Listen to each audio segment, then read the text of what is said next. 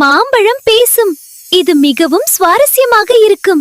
ஒரு நாள் கலகல கிராமத்தில் குட்டி பையன் குணா. அவன் தலையில எப்போதும் ஒரு தொப்பி இருக்கும். மாமரத்தின் கீழ் விளையாடிக் கொண்டிருந்தான். அந்த மாமரம் கிராமத்திலேயே மிக உயரமான மரம்.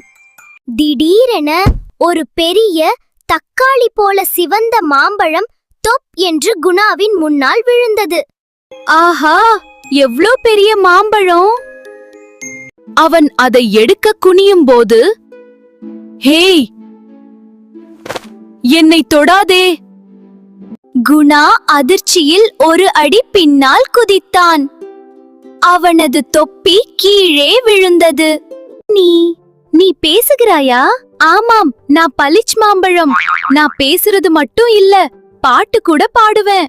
பளிச் மாம்பழம் சத்தமாக ஒரு பாட்டை பாடத் தொடங்கியது. நான் தான் மாம்பழம், ராஜாவுக்கு பழம். புளிப்பும் இனிப்பும் கலந்தால் ஓடி வந்து என்னை சாப்பிடுங்கள். ஓ, நீ ஒரு வேடிக்கையான மாம்பழம். ஆனால் ஏன் கீழே விழுந்தாய்? அடடே, அது ஒரு ரகசியம். என் மேல் உட்கார்ந்து ஒரு சின்னஞ்சிறு அணில் உலக கிரிக்கெட் சாம்பியன்ஷிப்பில் வென்று அந்த மேட்ச் பார்த்து கொண்டிருந்தது. கோல் அடிக்க அது உற்சாகத்தில் குதித்ததில் நான் கீழே வந்துவிட்டேன்.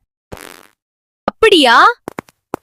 வா பளிச் மாம்பழமே, நாம் இருவரும் சேர்ந்து ஒரு ஐஸ்கிரீம் சாப்பிடலாம்.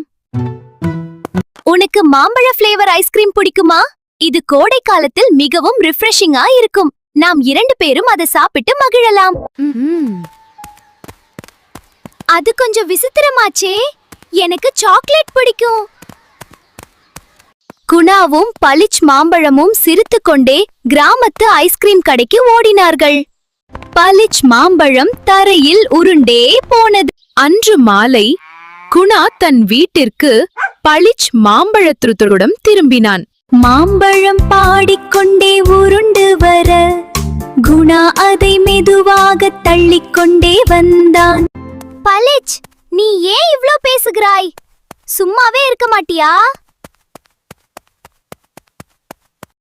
அடடா, நான் ஒரு தனித்துவமான மாம்பழம். நான் பேசினால்தான் எனக்கு உற்சாகமாக இருக்கும். அதோ பார், அங்கே ஒரு வண்ணத்து பூச்சி பறக்கிறது. அதனுடன் ஒரு போட்டி வைப்போமா?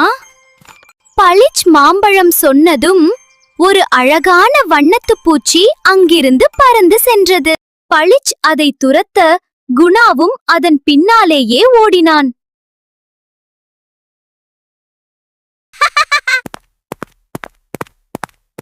பிடிச்சு பாரு, நான் வேகமா ஓடுவேன்.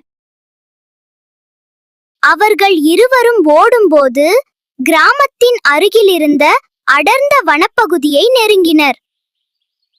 உள்ளே செல்ல செல்ல மரங்கள் உயரமாகவும் அடர்த்தியாகவும் மாறின. பளிச், நான் எங்க போய் கொண்டிருக்கிறோம்? இது ஒரு காடு போல இருக்கிறதே. கவலைப்படாதே குணா, நான் உன்னுடன் இருக்கிறேன். அங்கே பார், ஒரு மரத்தின் மீது ஒரு அழகான பறவை கூடு இருக்கிறது.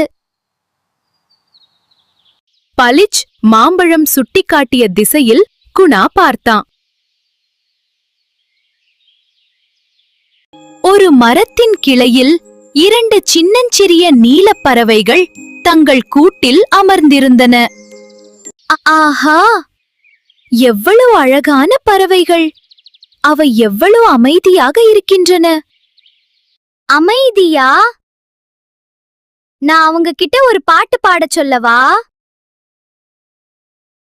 பளிச் மாம்பழம் குதூகலமாகச் சொல்ல குணா சிரித்தான். அந்த பறவைகள் பளிச் மாம்பழத்தின் சத்தத்தை கேட்டு கூட்டிலிருந்து எட்டி பார்த்தன. குகுக்ரூகு, நல்லா பாடுங்க, எல்லாரும் கேட்கட்டும்.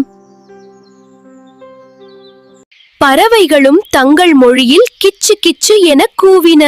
காடே கலகலப்பானது. பளிச் மாம்பழத்தின் உற்சாகம் பறவைகளையும் தொற்றிக் கொண்டது. அவை மகிழ்ச்சியில் பாடின. நேரம் கடந்து செல்வதை அவர்கள் உணரவில்லை. மெதுவாக சூரியன் அஸ்தமிக்கத் தொடங்கியது. காடு இருட்ட ஆரம்பித்தது. பலீச், இருட்டிவிட்டது. நாம் வீட்டிற்கு செல்ல வேண்டும். எனக்கு பயமாக இருக்கிறது. பயப்படாதே குணா, நான் உன்னுடன் இருக்கிறேன். நீ தனியாக இல்லை. நாம் எப்போதும் ஒருவருக்கொருவர் துணையாக இருப்போம்.